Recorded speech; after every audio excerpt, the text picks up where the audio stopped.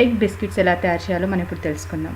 కావాల్సిన వస్తువులు: కోడిగుడ్లు 2, బేకింగ్ పౌడర్ 2 టీ స్పూన్స్, మైదా పిండి 1.5 కప్పు, చక్కెర పొడి 1 కప్పు మరియు ఎగ్ బిస్కెట్లను వేయించడానికి సరిపడా నెయ్యి లేదా నూనె కూడా వాడుకోవచ్చు.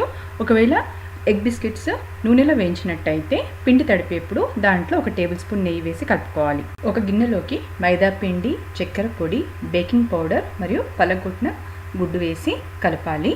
దీన్ని ముద్దలా తడిపి పక్కన పెట్టుకోవాలి. ఒక ప్లేట్కి నెయ్యి రాసి పిండిని రొట్టెలో ఒత్తుకోవాలి లేదా రోల్ చేసుకోవాలి. తర్వాత వాటిని కట్ చేసుకోవాలి. మనకి ఇష్టమైన షేప్స్లో కట్ చేసుకోవడానికి వీలుగా కుకీ కట్టర్స్ ఉంటే వాటితో మనం స్టార్స్ కానీ, హార్ట్స్, రౌండ్, స్క్వేర్ అలా ఏదైనా షేప్లో కట్ చేసుకోవచ్చు. దాని తర్వాత ఒక గిన్నెలోకి నూనె తీసుకొని నూనె వేడి చేసుకోవాలి. నూనె కాగాక కట్ చేసి పెట్టుకున్న ఈ బిస్కెట్లను దాంట్లో వేసి దొరగా వేయించుకోవాలి.